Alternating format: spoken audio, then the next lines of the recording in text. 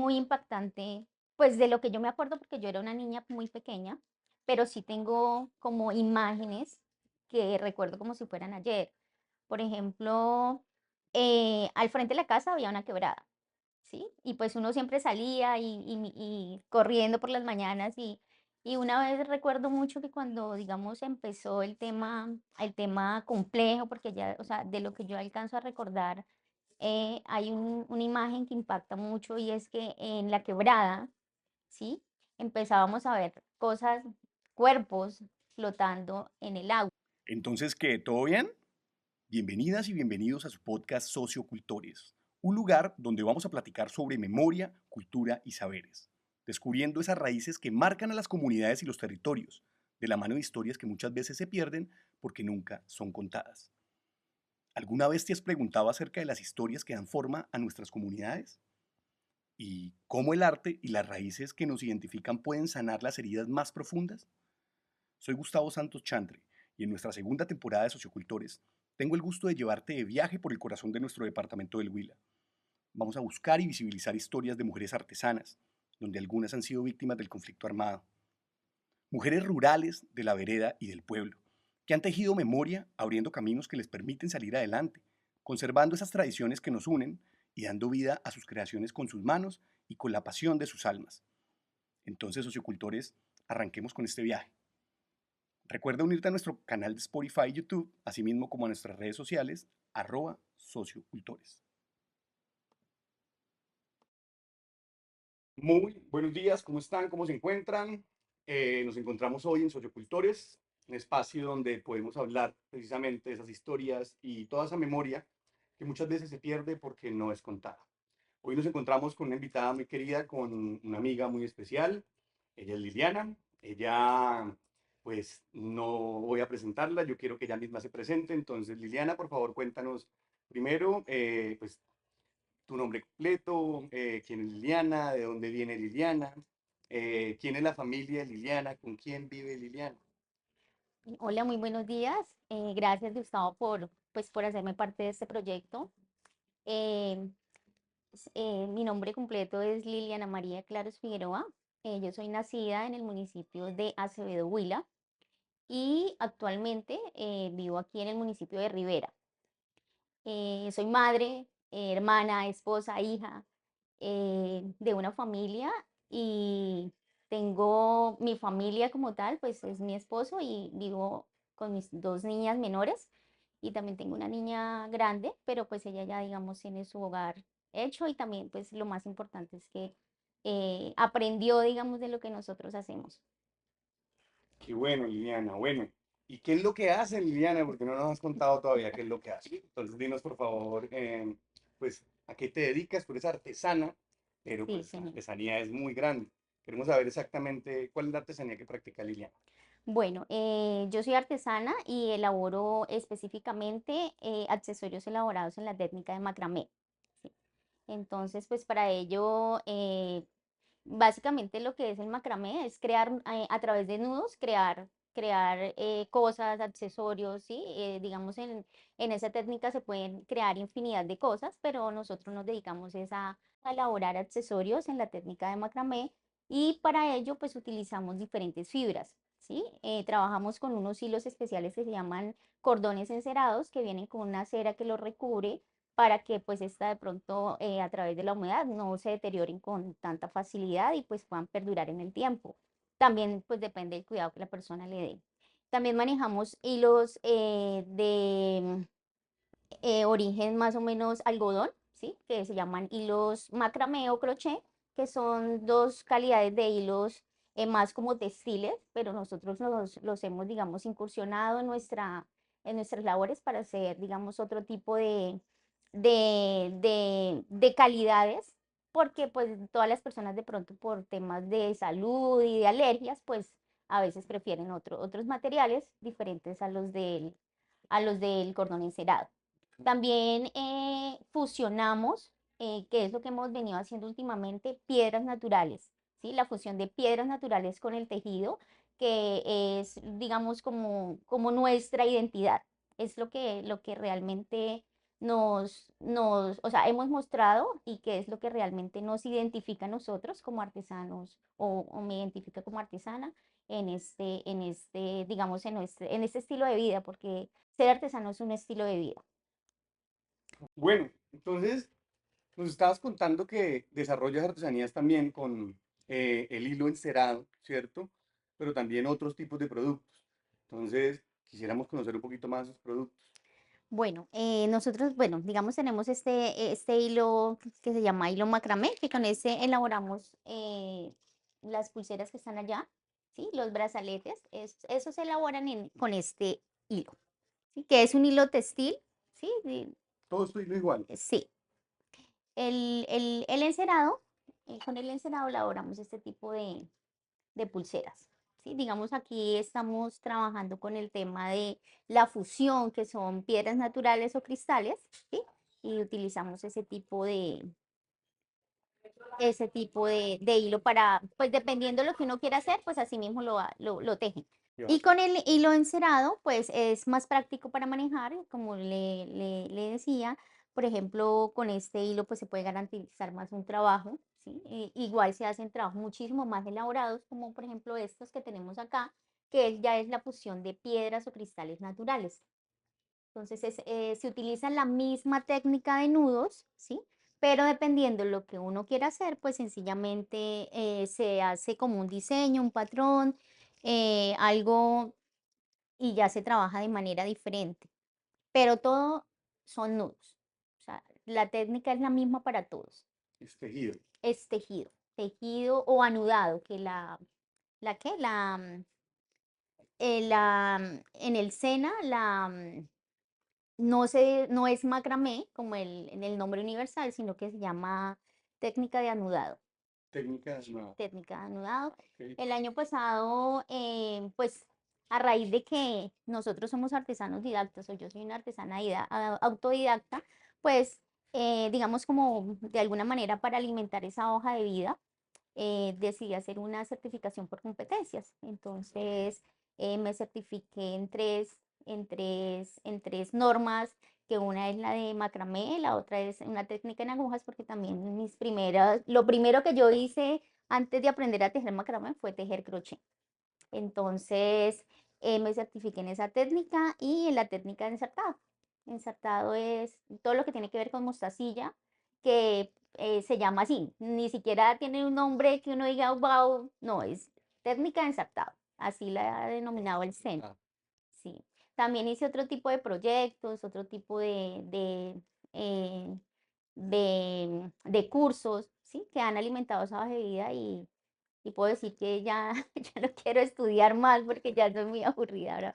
Sí, quiere hacer. entonces quiero hacer, sí, quiero dedicarme ya a hacer y estamos trabajando para el año entrante traer una línea totalmente diferente, tejida, pero totalmente diferente. Ok. Bueno, y Ana, pues es muy interesante todo esto. Tú nos ibas a mostrar unas piedras con las que trabajas. Ujú. Cuéntanos de qué son esas piedras y pues obviamente tienen algo especial.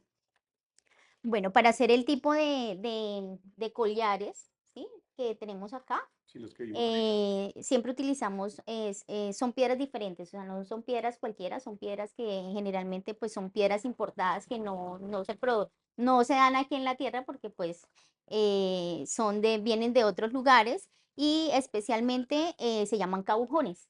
Cajones. El cabujón es la piedra que ya está tallada de cierta manera, ¿sí? Puede ser ovalada, redonda, pero ella tiene como una ranura alrededor sí, como unas ranuras que es donde, digamos, uno puede sujetar los hilos para empezar a hacer el diseño que uno, pues, quiera hacer o que ya tenga patronado, o bueno. Entonces, pues nosotros trabajamos obsidianas, trabajamos amatistas, o sea, trabajamos piedras semipreciosas, Ujú. ¿sí? Generalmente, y también cuarzos. Tenemos una línea también con cuarzos. Entonces, digamos, Están trabajando ya una joyería. sí, una joyería artesanal. Desafortunadamente en el mercado colombiano, digamos, lo que nosotros hacemos, pues no es una técnica o de pronto no es un producto es algo muy novedoso, pero no es un producto, digamos, de la vida cotidiana, como lo puede ser en Europa, por allá en otros países, en donde eso sí es algo que con lo que la gente trabaja y lo que la gente, digamos, compraría en un mercado. O sea, no hay un uso rutinario ni Exacto, tampoco continuo acerca de estos productos. exacto. Pero, digamos, lo que ha sido en la Feria Pitalito nos ha ido muy bien con este tipo de artesanía. O sea, por allá por la zona sur del Huila, digamos, Sí, tienen señor. como más gusto, que les gusta más este tipo de artesanía. Sí, y pues generalmente a esa feria va pues gente de otros lados que viene, entonces también ese es digamos como nuestros clientes más propicios o más inclinados hacia esto son la gente que viene del extranjero. Ah, Sí, es el gringo, el extranjero, el europeo, que es el que no lleva generalmente un producto con el que yo trabajo en los pueblos generalmente, ¿sí? Sino que lleva un producto más elaborado, con más trabajo. ok. Llevan los productos decir, pues, de alta gama dentro de... Exactamente, que es, digamos, este tipo de artesanía que es como Vale, súper el bien. premium, la línea premium. Bueno, tú estabas hablando de semillas y pues obviamente que utilizan más materiales y Ujú. ahorita dijiste algo muy importante, ¿no? Ser artesano es un estilo de vida, ¿cierto? ¿Qué significa eso? Porque esa palabra es muy fuerte. Yo quisiera saber qué significa Sí, ser artesano en un bueno, estilo de vida. es un estilo de vida porque es como un trabajo, ¿sí? Es un trabajo, Realmente es un trabajo. es un trabajo Sí, que de pronto no es tan bien remunerado, ¿sí? Porque digamos la cultura de ser artesano implica muchas cosas. Hay personas que lo hacen, digamos, para distraerse, para poder, digamos, canalizar muchas energías, ¿sí? Pero cuando uno se enamora de un arte, o sea, puedes ir a donde quieras y nadie te lo va a quitar. ¿Sí? Que es como básicamente, o sea, tú aprendes a hacer algo y estés aquí, estés allá, en el fin del mundo, eso va a ser tuyo y lo vas a poder realizar y nadie te va a decir no lo puedes hacer porque tú no lo sabes hacer o porque es algo tuyo, o sea, es algo con lo que uno puede desenvolverse digamos, durante la pandemia fue algo muy complejo porque nos encerraron, ¿sí? Nos aislaron de un momento a otro y realmente haber tenido este arte, haberlo conocido, haberlo aprendido, o sea, fue algo muy bonito porque realmente ahí es donde uno se da cuenta que la artesanía tiene, o sea, la artesanía vale la pena y que en esos momentos la artesanía lo lleva a uno a amarla más, ¿sí? No verlo ya como algo que hago porque me genera ingresos, sino porque realmente es algo que le ayuda a uno a canalizar energías, a poder salirse uno de la cotidianidad y poder crear cosas, que es lo más importante. bueno, yo quisiera preguntarte algo. Eh, Cuando hablas de estilo de vida, ¿cierto? También quisiera saber, digamos, a dónde los ha llevado la artesanía, porque vos solamente lo venden acá en la casa, o cómo es el estilo, porque es que cuando hablas de estilo de vida tiene muchas formas de ver, ¿no? Y de Sí. ser. Ujú. Entonces, ¿cómo sería eso? Bueno, nosotros, bueno, nosotros manejamos, digamos, para poder, digamos, exponer nuestro producto a las personas, pues cotidianamente yo salgo al parque los fines de semana aquí en Rivera, inclusive tengo un cronograma en el que también salgo para pueblos diferentes, ¿sí? Del sur del Huila, que son en donde yo vendo artesanía. ¿Cuál es? Trabajo Pitalito, los pueblos aledaños a Pitalito, como son esto, em, Salado Blanco, Isnos, Bruselas, Acevedo, que vuelvo a mi pueblo, pues después de pandemia, después de como 20 y pico de años que no había ido, porque pues hacía muchos años no iba, y retomando, digamos, después de pandemia, la artesanía como tal, o sea, volví a ese lugar y realmente, o sea, uno se da cuenta que hay cosas maravillosas en el entorno de los orígenes de donde uno viene y pues allí definitivamente dije, no quiero hacer otra cosa, sino pues continuar con la artesanía y pues vivo de ella, que es de lo que yo vivo. Sí. Ahorita que cuentas eso, que no has regresado hace 24 años a Acevedo, tú eres de Acevedo, ¿cierto? Ujú. ¿Qué recuerdas de Acevedo? O sea, ¿cómo fue tu infancia? Digamos, ¿allá vivías con tu familia, Sí, señor. tus papás? Pues mis papás vivían en la vereda del Carmen y ellos tenían pues como una finca. ¿Tú eras hija única? No, nosotros somos 5 hermanas, pero vivíamos Hermanas todas. hermanas todas, mujeres. Vivíamos con mi papá y mi mamá en la finca y creo que mi hermana mayor, yo soy la segunda de las 5 mujeres, creo que estábamos como las tres primeras y vivíamos en el campo. O sea, nosotros venimos de una familia del campo donde pues escuchábamos levantarse, o sea, el gallo nos levantaba, uno salía al patio, corría, habían quebradas, ¿sí? O sea, era una cultura totalmente diferente, digamos, a la que vivimos en la ciudad, pero vivíamos allá, mi papá había hecho la casa con mi mamá en Bareque, entonces era de los recuerdos que yo tengo porque era muy niña, o sea, habían cosas muy bonitas que yo digo que si Dios me da la oportunidad de tener una casa propia, porque no la tengo todavía, la conseguiría en el campo. De esa misma manera. ¿Y tú Ujú. estudiaste allá en Acevedo? ¿Ustedes estudiaron allá? Nosotros con mi hermana creo que hicimos los primeros grados porque pues después de todo lo que pasó con el tema del desplazamiento de mi familia, pues pasaron muchas cosas, yo creo, y pues ya digamos acá cuando mis papás tuvieron que venirse obligados aquí a Neiva, pues ya digamos que empezamos como que fue un choque de culturas muy complejo porque pues veníamos de un lugar en donde podíamos correr, saltar, brincar y llegar a un lugar, éramos niños y de un momento a otro como que, bueno, no se puede salir porque aquí las cosas son diferentes Dentro de la ciudad. en la ciudad. O sea, O sea, diga, fue un choque cultural sí, claro, bravo, porque claro, ustedes, digamos, tienen una costumbre de tener una libertad exacto, y ya era como otra cosa. Ustedes llegaron a un lugar donde no podían tener esa libertad, donde no exacto. podían tener, como también lo que me estás contando, ¿no? O sea, se levantaban todas las mañanas escuchando el gallo Ujú.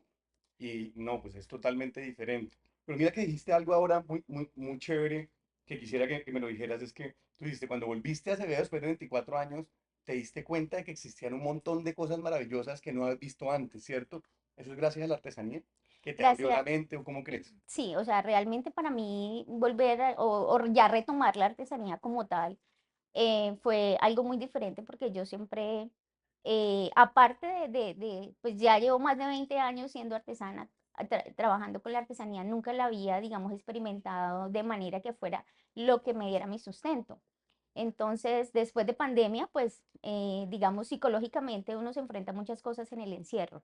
Y gracias a esto, gracias a la artesanía, pues eh, mi mente se abrió, como que ese chic que uno tiene de que o yo tengo que conseguir un trabajo, o que yo tengo que hacer cosas que me generen a mí, digamos, como un salario fijo y ser como el esclavo, porque yo decía que yo no quería volver, hoy en día digo que no quiero volver a ser esclava, porque realmente si no hubiera sido por esto, por viajar, por conocer, porque creo que uno de de ese impacto que generó ese cambio de mentalidad fue haber ido a Acevedo, porque fue, digamos, como la primera salida que fui a campo a trabajar, volver a ese pueblo, o sea, ¿Tú conocer volviste con la gente. artesanía Yo allá? volví con la artesanía, sí. ¿Y fuiste a alguna feria, algún evento? No a trabajar a la calle, O sea, a trabajar en a el parque trabajar en el puntualmente parque, sí. con los otros artesanos. Con otros artesanos, pues en esa época fui con mi esposo, eh, a conocer gente, o sea, hablar con la gente, digamos, poder uno conocer las historias de vida de los demás, ¿sí? ¿Por qué están haciendo eso?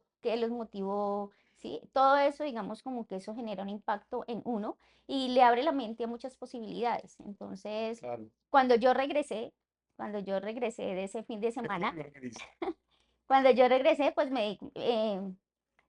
lo primero que, bueno, algo impactante fue porque en pandemia, yo había enviado hojas de vida y cuando llegué, había esperado como un año largo, prácticamente casi 2 años, que me respondieran.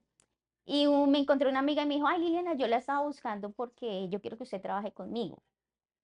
Entonces, yo le dije, no, mira, lo que pasa es que yo en ese momento estoy trabajando en un proyecto personal y no estaba esperando respuestas, pero realmente, o sea, creo que ya no me interesa, o sea, no me interesa trabajar para nadie, estoy trabajando en un proyecto Yo quiero personal, trabajar en mi propio mi propio, emprendimiento. exacto, mi proyecto personal era dedicarme a la artesanía como tal, eh, Una maestra artesana de lleno. exacto, de lleno, sí. Entonces, ahí sí me empezaron a llegar las respuestas de todas las hojas de vida que, que yo había enviado, todas las hojas de vida Irónico, ¿no? para trabajar en empresas y me llamaban y yo decía, no, me recuerdo una mucho que era una oferta muy buena, porque pues yo tengo una hoja de vida, a pesar de que siempre he trabajado con la artesanía, pues yo he hecho otras cosas, ¿no? Yo estudié, pues no soy profesional, pero hice una, un curso en el SENA, un técnico en asistencia administrativa que también me abrió las puertas pues para poder experimentar otro tipo de quehaceres, ¿no? De aprendizaje, también de conocer nuevos escenarios para uno pues desarrollar las Y cosas. ese conocimiento que adquiriste allá te ha servido para aplicarlo acá. Claro, me ha servido mucho porque eso es como una empresa.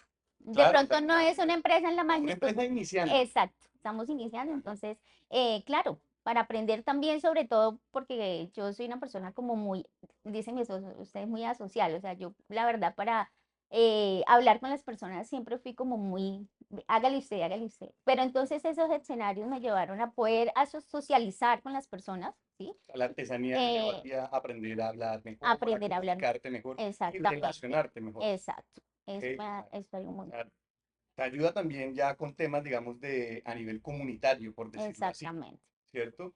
Bueno, ¿y tú cómo ves esa necesidad, digamos, frente a eso, ¿no?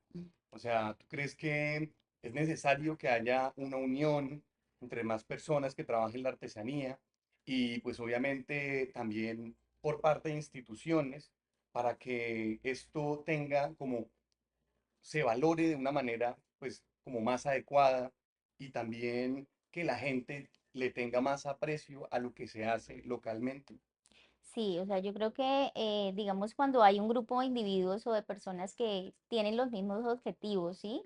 Sueñan con los mismos ideales, es más fácil lograr las cosas. En este momento, pues, estamos haciendo eso con un grupo de artesanos que hay. Obviamente, pues, hay artesanos y artesanos, hay otros que comercializan, pero la idea es que haya un grupo consolidado de artesanos acá en el municipio de Rivera, porque no lo tenemos, ¿sí? Y de pronto han habido personas que han querido, pero a veces los intereses unipersonales pues son como que priman, pero también, digamos, en estos tiempos hemos estado, eh, digamos, como concientizando, demostrándole a la gente que una sola golondrina no llama agua y que para poder hacer las cosas tenemos que estar unidos. O sea, es necesario Es trabajar necesario. colaborativamente, es necesario trabajar, pero bueno, tú también tienes una figura representativa en el municipio de Rivera. Tú eres la consejera por parte de los artesanos, ¿cierto? Del municipio de Rivera. ¿Cuál es tu opinión precisamente ya como consejera de los artesanos de Rivera sobre esa necesidad de trabajar colaborativamente? Bueno, creo que es el momento porque, o sea, si no se hace ahora, no se hace, digamos, no se va, no se hará. Entonces es importante que, digamos, la persona se concientice, que seamos conscientes de que si trabajamos en equipo por un mismo objetivo, lo vamos a lograr, ¿sí? Es importante que estemos unidos y que trabajemos, o sea, de que como artesanos independientes cada uno tiene su labor, cada uno tiene su rol, pero eso no quiere decir que de pronto porque actualmente soy la representante de ellos ante el Consejo de Cultura, o sea, a mí sola no me van a poner cuidado, o sea, yo tengo que tener gente aliada, ¿sí? Soy representante de un sector. Exactamente. Como representante del sector, tenemos que estar aliados, porque pues yo puedo estar ahí, representarlos y desgastarme, pero realmente si no hay un apoyo de ellos en el momento que se requiera, pues obviamente todo mi esfuerzo va a ser en vano. Claro. O sea, hay una necesidad puntual de trabajar en conjunto, de hacer Mm, sinergia sí, entre todos los actores, precisamente para poder crecer y mejorar también las ujú, dinámicas alrededor de la artesanía. sí, O sea, eso es algo clave. Ah, bueno, pues súper bien, o sea, eso es algo que es necesario y el departamento del Huila lo necesita. Ya, pues vamos a tocar un poquito el tema sobre el conflicto armado ujú, puntual sí, y pues, digamos, nosotros queremos saber, o sea, que nos cuentes un poquito, o sea, y te sientas cómoda contando, es muy importante. Vamos, ¿cómo era tu vida antes, ese lugar? O sea, que profundice un poco lo que nos contaste ahorita, ujú, ¿sí ves? Que nos cuentes un poquito acerca de cómo era su vida antes, ¿cierto? Pero también háblanos un poquito de ese día a día, de esos sueños que tenían ustedes y obviamente cómo fue ese cambio, porque fue un cambio, no un antes y un después, fue un choque, cómo también, pues, digamos, tú estabas muy pequeña, ¿cierto? ujú, Pero tú sí, sí viste a tu mamá, tú sí viste a tu papá, digamos, o de pronto tus hermanos que eran mayores, o mayor, en este caso, una hermana mayor, de pronto, ¿cómo asumieron eso ellos también? Y tú, porque ya, pues eso no se quita de un día para otro, ¿no? claro. Bueno, nosotros vivíamos en el campo, Y pues uno en el campo tiene libertad de levantarse y salir corriendo, irse a mirar los pájaros, a irse a meter a la quebrada, o sea, hacer muchas cosas. Teníamos responsabilidades porque pues uno en el campo cuando es pequeño, los papás lo mandan a uno a hacer mandados, que lleve el desayuno a su papá o que, bueno, cosas que cotidianamente inclusive se hacen hoy en día en cualquier casa. Em, sí fue muy impactante, pues de lo que yo me acuerdo, porque yo era una niña muy pequeña, pero sí tengo como imágenes que recuerdo como si fueran ayer. Por ejemplo, al frente de la casa había una quebrada, ¿sí? Y pues uno siempre salía y corriendo por las mañanas y una vez recuerdo mucho que cuando, digamos, empezó el tema complejo, porque ya, o sea, de lo que yo alcanzo a recordar, hay una imagen que impacta mucho y es que en la quebrada, ¿sí? Empezábamos a ver cosas, cuerpos flotando en el O sea, agua. tú estabas Yo estaba en la pequeña, quebrada viendo, digamos, pasar el agua. sí, o sea, un día normal, o sea, O sea, fue fue algo, un algo momento para otro. exacto, de un momento para otro. ¿Cómo fue Un eso? día salimos y en la quebrada había, ¿Quiénes en la estaban quebradita habían solitas? cuerpos, o sea, habían cuerpos como partes de cuerpos ahí. De pronto uno no, en ese momento no lo alcanzaba a mirar en la magnitud que uno ya lo ve en este punto, ¿sí? Pero, y yo recuerdo que mi papá salió corriendo y como cuando un niño va cruzando la calle que no se da cuenta que viene un carro, entonces como que mi papá fue, ¡pum!, me agarró así, ¿Tú estabas sola en ese momento? yo creo, Sí. sí, de lo que recuerdo yo estaba sola y como que me fui para el río o algo así y eso se empezó a ver no solamente en ese momento, sino habían, pero pues como le digo, en el momento la magnitud del contexto que tiene que ver eso en la vida de un niño, pues no es como el que uno alcanza a dimensionar en ese momento. Entonces fueron imágenes que de pronto en el momento no fueron tan difíciles de, digamos, como niños, pero mis papás sí, a mis papás les tocó salir del pueblo. Recuerdo que se presentaron esas cosas, como que fueron a la casa, o sea, empezaron a hacer O sea, amenazas, fueron hasta allá donde ustedes. fueron a hacer amenazas, sí, y a mi papá le tocó irse para el pueblo. Ellos se fueron para el pueblo, o sea, no se fueron con mi hermana mayor y la otra que estaba de brazos, se vinieron para el pueblo, ¿A vivir al pueblo? a vivir al pueblo unos días mientras lograba, o sea, yo recuerdo que un día en una casa de una vecina del pueblo, porque nosotros pues siempre habíamos vivido en el campo, pero en el pueblo había una familia que a mi papá eran amigos y ellos como que nos acogieron en ese momento tan difícil. Y yo recuerdo que una noche como que se fue la luz, o sea, se apagaron todas las luces de la casa, no sé si afuera, pero se puso todo oscuro. Y en las casas de esa época no estaba el patio con la pared levantada, sino que eran como cerquitos bajitos, ¿sí? Entonces uno podía ver el patio de la vecina, el vecino, y pues habían vacas y eso. Y yo recuerdo que en esa casa habían palos de café, ¿sí? Unos árboles de café. Y me acuerdo que cuando se fue la luz, mi papá llegó y nos cogió a mi hermana mayor y a mí, y la otra estaba de brazos, y nos dijo, nos tapó la boca y nos llevó para el patio donde estaban nos escondió ahí y nos dijo, no hablen, no digan nada. Y pues uno como niño, uno como que, y él nos decía que chito que no dijéramos nada, y se veían puntos rojos que, que, que señalaban, o sea, uno veía puntos rojos desde escondidos donde estábamos, se veían como puntos rojos de, Un láser. sí, como si fuera la imagen de un láser. Sí, no sabemos, pues estoy contando la historia porque no Sí, pasó nada esa tranquilo. noche. Y bueno, después de eso, pues yo me imagino que mi papá hizo gestiones para sacarnos de allá y a nosotros nos sacaron de allá.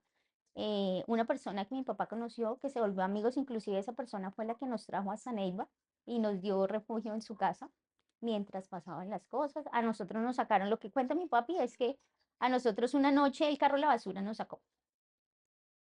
O A sea, nosotros nos tuvieron que monta salir escondidos. escondidos O sea, no podían irse no, si querían. en el carro de la basura. O sea, él era lo único que seguramente no revisaban en ese entonces y que en el carro de la basura nos subieron, no sé si era una volqueta, o sea, no sé, que en el carro de la ¿Tú no basura. te acuerdas muy bien de eso? No me acuerdo muy bien de ese momento, pero sí muy palpable el de cuando mi papá nos escondió detrás de los palos de eso, sí lo recuerdo como Que si te fuera tapó la ayer boca. y exacto, nos escondió allá con mi mamá A todas sí, las. a todas, él nos sacó o sea, estábamos en la casa, se fue la luz, se apagó todo, quedó todo oscuro y mi papá nos cogió y nos llevó para el patio donde estábamos y nos escondió con él, pues todos nos escondimos ahí, detrás ahí en esos palos de café nos escondió. Y uno lo que alcanzaba a mirar por entre las hojitas y eso, lo que alcanzaba era que habían un poco, ¿no?, como de puntos rojos que lo señalaban a uno, cosas rojas que se veían así como en el piso, en el aire, así. Pero pues de ahí para allá, o sea, no pasó nada, ya después como que nos llevaron otra vez a la habitación, porque nos estábamos quedando en esa casa en una habitación. Y después de eso, pues recuerdo que llegamos a Neiva, o sea, llegamos a Neiva, yo en lo del carro, mi papi dice que nos sacaron en el carro la basura y O llegamos, sea, ya es un recuerdo que te llegamos, contó tu papá. O sea, sí, ya ese es una memoria de él. exacto. Sí, nosotros llegamos porque llegamos a una casa de Neiva, pues algo totalmente diferente a lo que nosotros estábamos acostumbrados, ¿sí? Claro, claro. Entonces, pues ya empezamos a vivir, digamos, a tener como una vida muy diferente, una vida llegamos a vivir a una casa en un segundo piso que estaba en obra gris, o sea, no tenía habitaciones, o sea, todo estaba en obra gris, pero En pues Neiva. era como un refugio que pues mis papás habían podido conseguir para podernos proteger. Y, y, y mi mamá, pues a raíz de ese tema del conflicto armado, o sea, a raíz de eso, mi mamá siempre fue una mujer muy resiliente porque ella siguió, o sea, yo creo que ella se vio con tres niñas y una de brazos, porque en esa época, pues mi hermana, la quinta no había nacido, ella nació ya en Neiva. em, Mi mamá empezó a buscar trabajo, a buscar, o sea, el impacto de pronto económico, ¿sí? De tener unas niñas en la casa y no tener que darles de comer, no saber cómo salir, porque era un choque, como le digo, cultural muy diferente de estar usted en sus cosas sabiendo qué es lo que tiene que hacer y llegar y encontrarse con algo totalmente ajeno a lo que uno vive.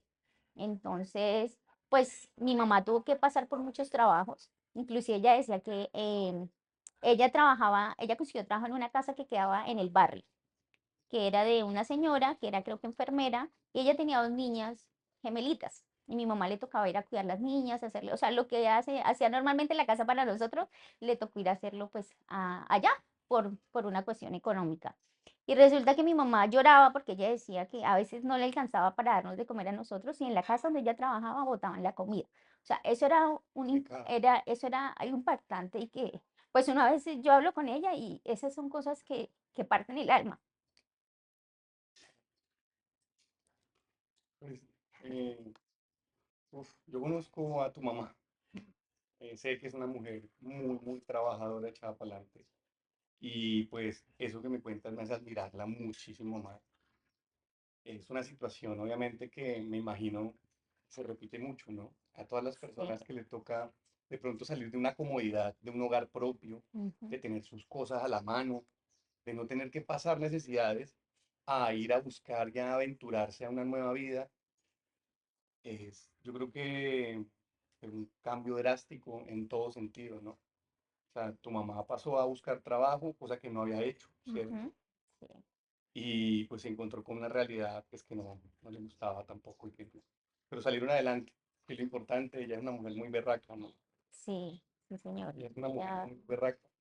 Bueno, ¿cuánto duró ella, digamos, para sacarlas adelante, todo ese tiempo que duraron ustedes? eh, bueno, ella, pues de los recuerdos de mi niñez, pues mientras nosotros nos quedamos encerradas en la casa, eh, mi mamá trabajaba y pues ella llegaba por las noches. En ese ciclo, no sé cuánto tiempo pasó, pero sé que ella no quiso quedarse con eso, o sea, no quiso seguir siendo, digamos, como empleada y recuerdo que ella empezó a estudiar belleza. Ella empezó a estudiar belleza y las personas con las que nosotros vivíamos, que pues no vivíamos directamente porque era como una casa de dos pisos, ¿sí? Sí teníamos como la entrada era como un garaje que se conectaba con la casa y pues esas personas se convirtieron como en nuestros segundos padres porque como que pues mi mamá se iba a trabajar y mi papá también trabajaba. Entonces ellos eran como los que estaban pendientes de nosotros, como que los que nos daban el desayuno, ¿sí? Mientras, o sea, y se convirtió en una familia muy importante que hoy en día pues están vivos y continúan siendo muy allegados a la casa. Mm, Mi mamá, pues en vista de todas esas experiencias que tuvo y de los impactos que tuvo pues al llegar a un entorno muy diferente al que ella estaba acostumbrada, quiso ser estilista, porque ella empezó siendo estilista. Ella, a pesar de que trabajaba, entonces ella se iba a hacer cursos. Ella hizo cursos en esa época en el María Auxiliadora. Ella tiene cursos de estilista, de peluquería. Y desde ese momento ella se enamoró de eso, de su arte, y es lo que ella hasta hoy en día ella hace. Pero sí tuvo que pasar muchas cosas, porque mientras ella trabajaba en casas de familia, haciendo una cosa, y alternaba los fines de semana haciendo sus cursos. Y pues gracias, digamos, como a esa valentía que ella tuvo, pues estamos acá. Igual a mi papá también, porque un rol que yo puedo decir es que de pronto mi papá era ebanista, o es ebanista, él trabaja todo lo que tiene que ver con la madera. Y entonces mi papá casi siempre estuvo con nosotros en la casa. ¿Sí? Después de que mi mamá, ella ya se desenvolvió en el tema de la peluquería, ella siempre quiso, entonces ella tuvo una época en la que trabajó como empleada, y ya después ella se volvió propietaria de un negocio de peluquería, ya montó su peluquería, ya tenía, digamos, empleados y cosas así. Entonces mi papá era el que trabajaba en la casa, entonces nosotros casi siempre veíamos era mi papá en la casa. Sí, mi papá era el que de pronto se quedaba con nosotros, nos decía, bueno, hay que hacer el almuerzo, hay que hacer una cosa, la otra, mientras mi mamá trabajaba. Pero creo que, digamos, ese rol cambió fue a raíz de ese desplazamiento, ¿sí? Claro, o sea, en este Porque caso, digamos, tu papá se encargó del hogar y tu mamá era de la estar responsable de traer el dinero a la de casa. estar presente, ¿sí? Porque mi papá, pues él trabajaba y también habían sus ingresos para la casa, pero digamos Es el decir, rol de que mi mamá. trabajaba como banista Sí, mi también. papá trabajaba como ebanista, siempre ha trabajado, inclusive, digamos, en la finca, porque él aprendió desde muy joven a ser ebanista, a arreglar muebles y hacer ese tipo de cosas. Entonces, con él siempre estaba en la casa, y mi mami, pues, después de que ella ya decidió montar su peluquería, y pues ella ya estaba, digamos, siendo trabajaba por fuera, pero igual siempre, pues, la familia era la familia. Entonces, Claro, eh, eso es algo que siempre le he admirado a mi mamá. preguntarte algo, ya que estamos hablando precisamente como esa transformación, ese impacto eh, que se tiene, digamos, a nivel personal en la vida. ¿Tú sientes que el trabajar la artesanía, el convertirte en artesana, ya que llevas tantos años trabajando esto, te ha servido también como para ese proceso de sanación, un proceso, digamos, como una terapia, como algo que te sirve para poder de pronto tranquilizarte? ¿Tú crees que eso funciona muy bien para eso? Sí, la artesanía definitivamente es una técnica, un sistema que de pronto uno en palabras no lo puede decir, pero cuando, digamos, uno se enfoca en hacer algo, en crear alguna cosa, pues ya los resultados digamos, se van a ver en eso que uno crea. Y sí, definitivamente es un aliviador de estrés, te saca como de la monotonía, ¿sí? Inclusive en las cosas que uno hace se ven también ese tipo de errores por ejemplo, cuando uno está muy estresado, muy agotado, o sea, dependiendo cómo esté, te pones a hacer algo y al inicio del trabajo siempre va a haber algo diferente, o sea, o te van a quedar más apretados los nudos, o te van a quedar más sueltos, y así sucesivamente. Pero ya cuando empiezas a canalizar bien esa energía, bien eso que de pronto en el momento le está afectando a uno, pues ya, digamos, las cosas empiezan como a tener, digamos, aprender uno a manejar y a canalizar bien esa energía y ese tipo digamos, de traumas, porque yo, digamos, a mí, como lo dije antes, eh, pues la pandemia fue algo trágico para todos, inclusive para mí, porque emocionalmente tenía muchos conflictos internos. Y y eso me ayudó mucho a poder, digamos, de alguna manera sanar, ¿sí? Que estamos en el proceso todavía, porque yo creo que eso no, o sea, se toma mucho tiempo, pero que gracias a esto he podido, pues, mejorar en muchos aspectos. Claro, la artesanía te ayudó. Y frente a, pues digamos, yo sé que no hay impacto ni tampoco hay, digamos, como un recuerdo así latente, puntual sobre el conflicto, pero ¿tú crees que refleja algo sobre eso que viviste en la artesanía que haces? ¿Hay reflejado, digamos, a emociones, hay reflejado cosas de ese tipo al momento de tejer, al momento de crear una pieza? Yo creo que la conexión con la tierra, o sea, la conexión digamos, vivir en una sociedad como, digamos, en una ciudad tan compleja, tan conflictiva, porque vivir en una ciudad es eso, o sea, realmente hay muchos conflictos que no solamente se generan, digamos, en la casa de uno, generan en la parte externa que también lo afectan. Y creo que la artesanía me lleva como a retomar, acordarme, ¿sí? De esos momentos en los que cuando era niña que como que uno se levantaba y no había quien le atajara la puerta para decirle no se puede salir, sino que como ser libre, ¿sí? Como que me genera libertad poder hacer las cosas que hago hoy en día a través de la artesanía, me conecta esos momentos de mi infancia. Pues Liliana, la verdad, primero muchas gracias por contarnos tu historia, por darnos este tiempo, por recibirnos en tu casa, ¿cierto? Tenemos una última pregunta para hacerte y pues es puntualmente, ¿tú qué opinas sobre un proyecto como Sociocultores que se encarga precisamente de rescatar y obviamente ayudar a preservar esa memoria viva y ese patrimonio inmaterial que está en las comunidades y las personas? ¿Tú crees que es necesario continuar trabajándolo y si te gustó este ejercicio?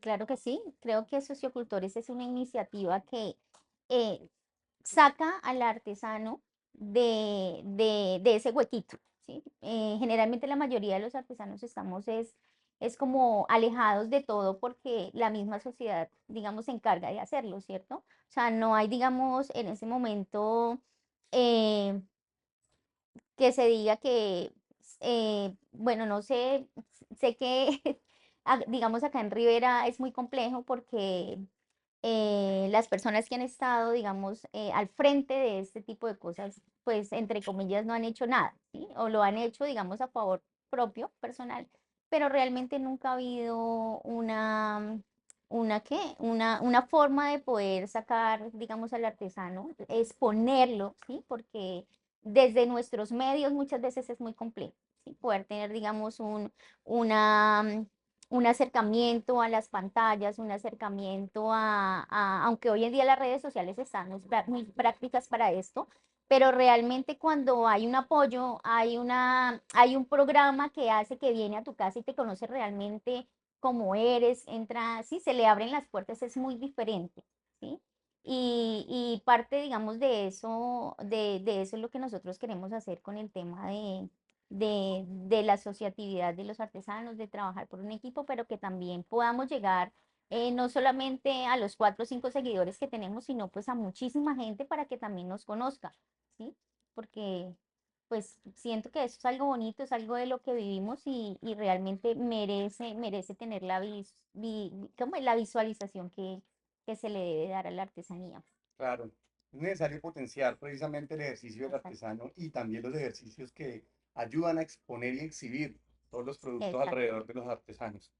Liliana, te agradezco muchísimo por este espacio y de nuevo es un placer, un gusto poder venir a tu casa, poder conocerte un poquito más, digamos ya de una forma, por decir así, más íntima. Y pues nada, de nuevo muchísimas gracias por esto y pues sociocultores, muchas gracias por vernos hoy. Ya nos veremos en una ocasión. Chao. Gracias.